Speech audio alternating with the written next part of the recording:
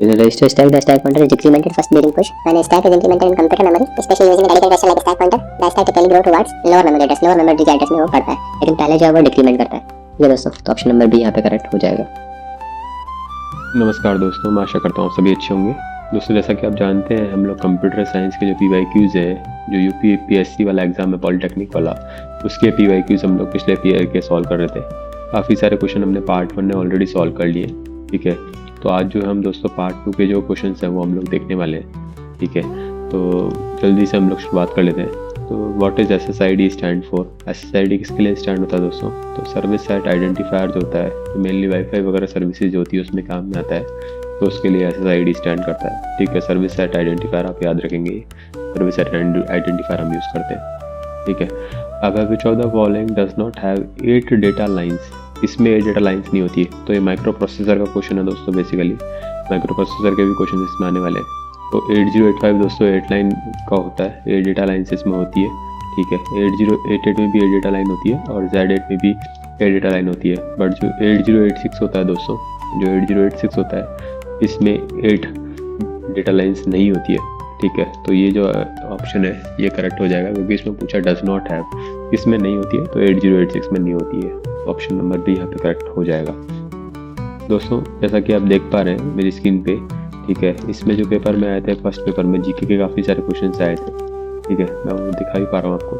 ठीक है, बट अभी हम जो है कंप्यूटर साइंस वाले पेपर देख रहे हैं, तो उसके हम लोग MCQs या PYQs देख रहे हैं। ये क्वेश्चन हमने पिछले पेपर में सॉल्व कर लिए थे। ठीक है, जो रिमेनिंग क्वेश्चन है वो भी हम देख रहे हैं। ठीक है, उसके अलावा भी जो भी और क्वेश्चन बताएंगे तो वो भी हम देखेंगे दोस्तों। तो आप बेफिक्र रहिएगा। जैसे आप देख पा रहे हैं कि यहाँ पे हिंदी में भी क्वेश्चन दिया हुआ है, सेम क्वेश्चन, कौन सा 8 डेटा लाइन नहीं होती है, तो 8086 यहाँ पे सही आंसर हो जाएगा। तो दोस्तों काफ़ी सारे लोग पेपर के सिलेबस के बारे में पूछ रहे थे कि सिलेबस में क्या आने वाला है। तो कंप्यूटर साइंस का जो है वो सिलेबस मैं आपको बता देता हूँ। टोटल जो है 18 सब्जेक्ट्स इसमें आएंगे। ठीक है, 9 + 9 टोटल 18 सब्जेक्ट्स आने वाले हैं। काफ़ी अच्छा सिलेबस है और पूरा कंप्यूटर साइंस में कवर हो जाएगा। तो जो 9 सब्जेक्ट्स हैं उसमें एक, उसके अलावा एक हिंदी का पेपर भी रहेगा और प्लस एक GS जनरल साइंस का पेपर भी रहेगा। तो ये काफ़ी क्वेश्चन मेरे पास आ रहे थे कि सिलेबस एक बार अपडेट कर दीजिए। तो कंप्यूटर ऑर्गेनाइजेशन इसमें रहने वाला है, डेटा स्ट्रक्चर रहने वाला है, discrete structure and theory logic रहने वाला है, DBMS का पूरा टॉपिक रहेगा, काफ़ी डिटेल में रहेगा, DSA जो रहता है डेटा एनालिसिस वो रहने वाला है। उसके अलावा दोस्तों यहाँ पे आप ऊपर देख पा रहे हैं कंप्यूटर नेटवर्क्स इसमें आने वाला है, प्रिंसिपल ऑफ प्रोग्रामिंग लैंग्वेज आने वाला है, क्या इसमें रोल्स वगैरह रहते हैं, ऑब्जेक्ट ओरिएंटेड प्रोग्रामिंग, C++ जावा, SPM एक सब्जेक्ट है जो काफ़ी इंपॉर्टेंट सब्जेक्ट है, ये भी रहने वाला है इसमें वो शेड्यूल वेरिएंस वगैरह रहते हैं, कॉस्ट वेरिएंस, ये सारा मैं आपको बताऊँगा। साइबर सिक्योरिटी की भी रहने वाला है। साइबर सिक्योरिटी पे तो मैंने काफ़ी वीडियो बना भी दी है आपकी रेफरेंस के लिए, तो वो भी आप एक बार रेफर कर सकते हैं। ठीक है, ऐसे पेपर 2 रहेगा। तो अभी हम कुछ MCQs देख लेते हैं, फिर मैं आपको उसका और डिटेल भी बताऊंगा। तो अभी अगले क्वेश्चन पे आते हैं। द बूलियन एक्सप्रेशन, ये जो अगला क्वेश्चन है दोस्तों, आप हिंदी में देख पा रहे हैं, बूलियन अभिव्यक्ति किसके समान है, इसको हम कैसे लिख सकते हैं? तो दोस्तों बेसिकली x + x' y' है, तो x प्लस इसको हम x' लिख सकते हैं बूलियन फंक्शन के थ्रू। ठीक है, मल्टीप्लाई बाय x + y ऐसे करके लिख सकते हैं, क्योंकि x + x होगा ये वैल्यू 1 होगी और x + x' 0 हो जाएगा। तो ये जो है इसको हम ऐसे भी लिख सकते हैं। अब इसकी वैल्यू 1 निकल के आएगी, डॉट, ये क्या हो जाएगा, x + y हो जाएगा। तो 1 को अगर किसी भी चीज़ से मल्टीप्लाई करते हैं तो वो जो पर्टिकुलर वैल्यू होती है वो आ जाती है। तो यहाँ पे ऑप्शन नंबर ए जो है वो x + y करेक्ट हो जाएगा। तो ये क्वेश्चन देख सकते हैं, आप मेरी स्क्रीन पे ही आया हुआ क्वेश्चन है। ठीक है, तो ये क्वेश्चन भी आप ध्यान से समझ के कर सकते हैं। ठीक है दोस्तों, ये यहाँ पे एक्सप्लेन भी कर रखा है मैंने। ठीक है, अब अगला क्वेश्चन है, computer has 32 bit memory, how many bits are needed to access any single byte in that memory? उस मेमोरी में 32 बिट मेमोरी के कंप्यूटर में सिंगल बाइट को मेमोरी में एक्सेस करने के लिए कुल कितने बिट की आवश्यकता होती है? बेसिकली दोस्तों 32 MB दे रखा है, कुछ ज़्यादा बड़ा दिक्कत नहीं है। आपको बस इसकी ट्रिक आनी चाहिए, वो मैं आपको शॉर्ट ट्रिक अभी बता देता हूँ। देखो MB को, अगर 1 MB को मैं किलोबाइट में कैसे लिख सकता हूँ? ठीक है, 1 MB को अगर मुझे किलोबाइट में लिखना है तो 2 की पावर 10 किलोबाइट में कर सकता हूँ इसको। ठीक है, और अगर 1 किलोबाइट को बाइट में कन्वर्ट करना है तो मैं इसको 2 की पावर 10 बाइट लिख सकता हूँ। ठीक है दोस्तों, तो टोटल ओवरऑल अगर मैं यहाँ पे KB की वैल्यू 2 की पावर 10 बाइट पुट करूँ तो 1 MB जो है वो किसके इक्विवेलेंट हो जाएगा? 1 MB जो है दोस्तों वो 2 की पावर 10 + 2 की पावर 10 यानी 2 की पावर 20 वो हो जाएगा। ठीक है, अब मेरे पास ये तो 1 MB की वैल्यू है, मेरे पास वैल्यू है 32 MB। ठीक है दोस्तों, तो 32 को मैं कैसे लिख सकता हूँ? 32 को मैं लिख सकता हूँ 2 की पावर 5, तो टोटल 2 की पावर 5 हो गया। ठीक है दोस्तों, तो टोटल 32 MB को मैं कैसे रिप्रेजेंट कर दूंगा, 32 MB इज इक्वल्स टू 2 की पावर 5 इंटू 2 की पावर 10 इंटू 2 की पावर 10। ठीक है दोस्तों, तो ये अब जो पावर सारी जब मल्टीप्लाई में होती है तो ऊपर की जो पावर होती है वो ऐड हो जाती है। ठीक है, ये सारी प्लस हो जाएगी। तो जब हम इनको प्लस करेंगे तो 2 की पावर 25 टोटल हो जाएगा। ठीक है, अब 2 की पावर 25 हो गया तो ये पूछ रहा है कितनी बाइट एक्चुअली में रिक्वायर्ड है। तो जो ऊपर का डिजिट होता है दोस्तों 25, उतने बिट्स हम लोगों को आवश्यकता होती है। तो 25 जो है दोस्तों ऑप्शन नंबर ए करेक्ट हो जाएगा। देखिए यहाँ पे ये बता रखा है 32 MB इज इक्वल्स टू 2 की power 25 byte. So 25 address bits are required. 25 यहाँ पे करेक्ट हो जाएगा। अगला क्वेश्चन सिमिलर है, बस थोड़ा सा चेंज करके पूछा है, तो मैं इसको थोड़ा और शॉर्ट में करा दूंगा। 128 MB दिया हुआ है मेरे को। Each word in its computer is of 8 byte. अब यहाँ पे दे रखा हार्ड वर्ड जो है वो 8 बाइट का है। तो how many bits are required to address single word को एड्रेस करने के लिए कितने बिट्स रिक्वायर है। तो 128 MB को आप कैसे ले सकते हो, 128 मल्टीप्लाई बाय MB को मैं बाइट में कन्वर्ट करूँगा तो 2 की पावर 10 प्लस 2 की पावर 10 2 की पावर 20 हो जाएगा। ऐसे ही 128 को सॉल्व करूँगा तो 2 की पावर मैं इसको 7 लिख सकता हूँ इंटू 2 की पावर 20। 128 को मैं 2 की पावर 7 से रिप्रेजेंट कर सकता हूँ। तो ये जो वैल्यू दोस्तों यहाँ पे निकल के आएगी ये 2 की पावर 27 हो जाएगी। ठीक है, तो अब ये लेकिन पूछ रहा है each word is a computer of 8 byte. 8 byte का हर एक वर्ड है, यानी एक वर्ड की जो वैल्यू है वो 8 बाइट है। ठीक है, तो मेरे से यहाँ पे बाइट से required to address single word, तो उस बाइट से मुझे डिवाइड करना पड़ेगा, यानी कितने बाइट का वो वर्ड है उससे मैं इस 8 से इसको डिवाइड कर दूंगा जो मेरे पास टोटल काउंट आया।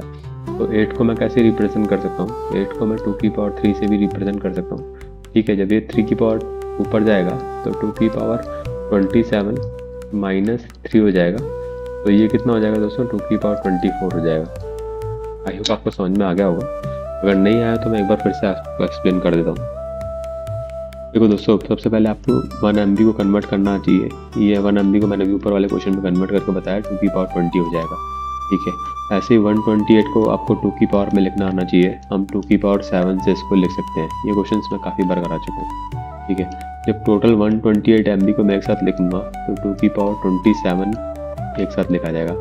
अब हर एक वर्ड जो है कंप्यूटर में 8 बाइट का है, यानी एक वर्ड की वैल्यू जो है वो 8 बाइट के बराबर है। ठीक है, हम मुझसे पूछा है कितने bits are required to address single word. एक वर्ड को एड्रेस करना है तो कितने बिट्स रिक्वायर्ड होंगे। तो जो बाइट होगा ये टोटल काउंट आया मेरा उसके अपॉन में चला जाएगा। ठीक है, तो 2 की पावर इसको 8 को मैं कैसे लिख सकता हूँ, 2 की पावर 3 लिख सकता हूँ। जब ये 2 की पावर 3 ऊपर जाएगा तो माइनस हो जाएगा और 2 की पावर 27 माइनस 3 हो जाएगा, 24 होता है जाएगा। तो जो कितने बिट्स रिक्वायर्ड है तो ये हम 24 से निकाल सकते हैं, यानी ऑप्शन नंबर बी यहाँ पे करेक्ट हो जाएगा। आई होप आपको समझ में आ गया होगा दोस्तों। यही यहाँ पे दे रखा है, ये क्वेश्चन भी आया हुआ क्वेश्चन है। ठीक है, 24 इसका सही आंसर हो जाएगा। ये देखिए यहाँ पे एक्सप्लेन भी कर रखा है 128 MB से 2 की पावर 27 और वर्ड्स की साइज 2 की पावर 3 है। नंबर ऑफ वर्ड्स कितने चाहिए, 2 की पावर 24 और एड्रेस कितने बिट का होगा, 24 बिट का एड्रेस हो गया। To achieve minimum parallelism one needs minimum of, कितने मिनिमम चाहिए, 2 प्रोसेसर कम से कम चाहिए। अगर आपको पैरेललिज्म देखनी है, यानी पैरेलल दोनों जा रहे हैं या नहीं जा रहे, तो कम से कम 2 तो आपको प्रोसेसर चाहिए, अदरवाइज आप चेक नहीं कर पाओगे। 3 हो तो 3 से भी आप पैरेललिज्म चेक कर सकते हो, 4 से भी कर सकते हो, बट मिनिमम यहाँ पूछा है तो 2 तो चाहिए ही चाहिए। ठीक है दोस्तों, समानांतर के लिए न्यूनतम कितने प्रोसेसर की आवश्यकता होती है, तो मिनिमम 2 प्रोसेसर की आवश्यकता होती है दोस्तों। ये क्वेश्चन हिंदी में भी दिया हुआ है। अब consider disk pack with 16 surface, 128 tracks per surface and 256 sector per track. ठीक है, और each contain 512 bytes. The capacity of disk and the number of bit required to specify particular sector in the disk. दोस्तों काफ़ी अच्छा question है ये भी। ठीक है, इसका भी आई थिंक हिंदी दिया हुआ है, जी हिंदी में भी दिया हुआ है। दोस्तों बेसिकली 16 सरफेस है, हर एक सरफेस 128 ट्रैक का है और प्रति ट्रैक जो है वो 256 सेक्टर के साथ डिस्कस कर रहा है। मैं आपको हिंदी और इंग्लिश दोनों इसलिए करा रहा हूँ क्योंकि कुछ स्टूडेंट इंग्लिश मीडियम से ही भी होते हैं और कुछ जो है वो प्योर हिंदी मीडियम से है, इसलिए मैं दोनों साथ में लेके चल रहा हूँ ताकि आप लोगों को दिक्कत नहीं हो दोस्तों। 16 सरफेस को आपको कन्वर्ट करना आना चाहिए। यहाँ पे सारा कन्वर्जेशन का खेल है दोस्तों। तो इसको हम 2 की पावर 4 लिख सकते हैं, इसको मैं 2 की पावर 7 लिख सकता हूँ और इसको 2 की पावर 8 लिख सकता हूँ। ठीक है, अब हर एक बिट को 512 बाइट का डेटा अनुग्रहित है तो इसको मैं 2 की पावर 9 भी लिख सकता हूँ। डिस्क पैक की क्षमता और डिस्क सेक्टर को निर्दिष्ट करने के लिए कितने आवश्यक बिट की आवश्यकता है, तो डिस्क पैक की अगर क्षमता की बात करेंगे तो 2⁸ मल्टीप्लाई बाय 2⁴ मल्टीप्लाई बाय 2⁴ हो जाएगा। तो 8 7 15 15 8 7 12 15 7 19, ठीक है। तो 2⁻19 मेरे पास टोटल आ जाएगा और 19 बिट मेरे को रिक्वायर है, ठीक है। तो 19 बिट वैसे तो एक ही ऑप्शन में है, बट हम लोगों को अगर डिस्क की क्षमता भी निकालनी है तो वो भी हम निकाल सकते हैं, ठीक है। 19 आई होप आपको समझ में आ गया होगा। एक बार मैं फिर से आप कहेंगे तो रिपीट कर दूंगा। 16 सरफेस है, इसको मैं 2⁴ लिख सकता हूँ। 128 ट्रैक हर सरफेस में, तो 2⁷ ट्रैक हो गया। और 250 सेक्टर है हर में, तो ये 2⁵ कितना हो गया, 8 हो गया। ये 8 और 7 15 और 4 19, सारी पावर मैं जोड़ूंगा तो 2⁻19 डिस्क में सेक्टर को निर्दिष्ट करने के लिए चाहिए, ठीक है। तो 2⁻19 जो बिट है वो मुझे हर सेक्टर में चाहिए, ठीक है। हर सेक्टर में 19 बिट चाहिए। 19 बिट यहाँ पे एक ही ऑप्शन में, और तो 19 बिट वाला करेक्ट हो जाएगा। अब दोस्तों डिस्पैक की क्षमता भी निकालनी है। एक बार के लिए मैं इसको हटा देता हूँ। डिस्पैक की क्षमता निकालनी है तो 2⁻19 तो हो गया मेरे पास, और जो 512 बाइट है यानी 2⁻10 ये हो गया, सॉरी 2⁻9 ये हो गया। 512 को मैं 2⁻9 लिख सकता हूँ। तो इन सबको अगर आप ऐड करोगे तो 2⁻28 हो जाएगा, ठीक है दोस्तों।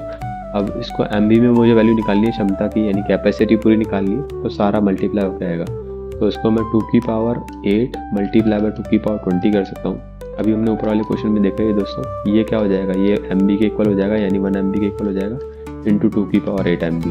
तो जो फाइनल आंसर आएगा वो 2⁸8 MB आएगा, ठीक है। 2⁸8 को आप सॉल्व करोगे तो 256 होता है, तो 256 MB हो जाएगा। आई होप आपको समझ में आ गया होगा। नहीं आया तो एक बार आपको फिर से मैं रिपीट कर देता हूँ। देखो दोस्तों, डिस्पैक की क्षमता पूछी है, यानी टोटल कितनी कैपेसिटी है। तो जितनी भी मेरी वैल्यू है उनको आप 2 में बनाओ और मल्टीप्लाई कर दो। सबको आप बनाओगे तो टोटल 2⁸28 आ जाएगा। और यहाँ पे MB में दिया हुआ है ऑप्शन में, तो 2⁸8 इंटू 2⁸20 हमने देखा ही था अभी, 1 MB के इक्वल होता है, ठीक है। तो ये 20 तो 1 MB हो जाएगा, और 2⁸8 को मैं सॉल्व करूँगा तो 256 हो जाएगा। 256 MB ये करेक्ट हो जाएगा। और 19 बिट कहाँ से है, ये 19 बिट जो है दोस्तों, जब हम 16 सरफेस 256 सरफेस और 128 को करेंगे, ठीक है, तो ये 2⁻19 बनेगा। 2⁻19 को जब आप सॉल्व करोगे तो 19 बिट ऑप्शन में से ही आएगा। दोस्तों मैं पेपर 2 का एक बार सिलेबस आपको बता देता हूँ। पेपर 1 का भी मैंने आपको इनिशियली बताया था। पेपर 2 में जो है बेसिकली दोस्तों ऑपरेटिंग सिस्टम रहने वाला है। ऑपरेटिंग सिस्टम के काफ़ी क्वेश्चन आते हैं जनरली एग्जाम में, तो वो आप सारा प्रिपेयर करके जाइएगा।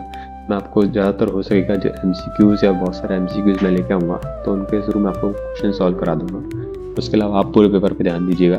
कंप्यूटर ग्राफिक जो है दोस्तों, ये भी काफ़ी क्वेश्चन इसके आने वाले हैं, ठीक है। रैंडम स्कैन डिस्प्ले और रास्टर स्कैन डिस्प्ले इसके भी आने वाले हैं। आर्टिफिशियल इंटेलिजेंस एक नया टॉपिक है दोस्तों, ठीक है, रिसेंट में ऐड हुआ है। हर बार पेपर में आते हैं क्वेश्चन, और न्यू ट्रेंड में तो आप एक्सपर्ट करके चलिएगा क्वेश्चन से, तो मशीन लर्निंग वगैरह पे या पैटर्न रिकॉग्निशन पे आने वाले हैं। कंपाइलर डिज़ाइन टॉपिक काफ़ी अच्छा है। सॉफ्टवेयर इंजीनियरिंग जो सैड होता है उसके क्वेश्चन आएंगे। डिस्ट्रीब्यूटेड सिस्टम जो है दोस्तों वो पेपर में रहेगा। वेब टेक्नोलॉजीज भी रहेगा, इवन इमेज प्रोसेसिंग भी है इसमें, और सॉफ्ट कंप्यूटिंग या हाई परफॉर्मेंस कंप्यूटिंग, ये दोनों पेपर में रहेंगे। तो टोटल 9 या 10 टॉपिक है, और topic I would say but 10 subject है। अलॉन्ग विद GS का पेपर जो कॉमन रहने वाला है वो रहेगा पेपर 2 में दोस्तों। तो ये इसका सिलेबस हो गया, और ये हम लोग क्वेश्चन अभी देख ही रहे हैं। तो अब बढ़ते हैं आगे क्वेश्चन पे दोस्तों। विच of the following is not true regarding register. Register के रेस्पेक्ट में क्या ट्रू नहीं है, तो इंटरनल स्टोरेज ऑफ CPU बिल्कुल इंटरनल स्टोरेज है, ठीक है। और कैन होल्ड आइदर डेटा और इंस्ट्रक्शन, बिल्कुल इंस्ट्रक्शन है वो करता है। Made up of flip flop का बना होता है ये। और can not store intermediate result, ये जो इंटरमीडिएट रिजल्ट को स्टोर नहीं कर सकता, नहीं गलत बात है, ये इंटरमीडिएट रिजल्ट को भी स्टोर कर सकता है। ऑप्शन नंबर डी यहाँ पे करेक्ट हो जाएगा। इसका देखिए हिंदी में भी दे रखा है। कौन सा रजिस्टर के बारे में सही नहीं है। CPU का आंतरिक संचय, बिल्कुल आंतरिक संचय ही। डेटा अथवा इंस्ट्रक्शन को होल्ड करता है, बिल्कुल करता है। फ्लिप फ्लॉप से बना हुआ होता है, बिल्कुल बना हुआ होता है। मध्यवर्ती रिजल्ट को स्टोर नहीं करता, नहीं ऐसी बात नहीं है, रिजल्ट को भी वो स्टोर करता है मध्यवर्ती को, इसलिए ऑप्शन गलत हो जाएगा। Register can store intermediate result, option D is false, बिल्कुल सही बात है। आई होप आपको समझ में आ गया होगा। अब अगला क्वेश्चन है, while implementing stack on registered stack stack pointer register is. काफ़ी अच्छा क्वेश्चन है दोस्तों, मैं इसका हिंदी में भी बता दूंगा एक बार आपको, कि ये पूछ रहा है कि जब हम स्टैक को इम्प्लीमेंट करते हैं, जब किसी भी स्टैक को इम्प्लीमेंट करते हैं जब रजिस्टर्ड ट्रैक पे, the stack pointer register is, जो स्टैक पॉइंटर रजिस्टर है वो क्या करता है, increment first during push operation, नहीं इंक्रीमेंट नहीं करता, decrement first during push operation. पहले ये डिक्रीज करता है जैसे हम पुश करते हैं, जैसे हम लोग डेटा को पुश करते हैं स्टैक में, मान लो 1 पुट किया, 2 पुट किया, 3 पुट किया, तो पुश ऑपरेशन पे ये डिक्रीमेंट वाले यूज़ करता है, यानी डिक्रीज करता है वैल्यू को। ठीक है, तो ऑप्शन नंबर बी यहाँ पे करेक्ट हो जाएगा।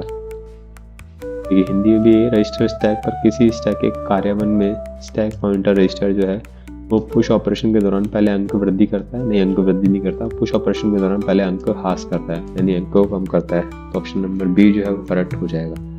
In a register stack, the stack pointer is decremented first during push. When a stack is implemented in computer memory, especially using a dedicated version like a stack pointer, the stack typically grow towards lower memory address. Lower memory address में वो पड़ता है, लेकिन पहले जो है वो decrement करता है। ठीक है दोस्तों, तो ऑप्शन नंबर बी यहाँ पे करेक्ट हो जाएगा।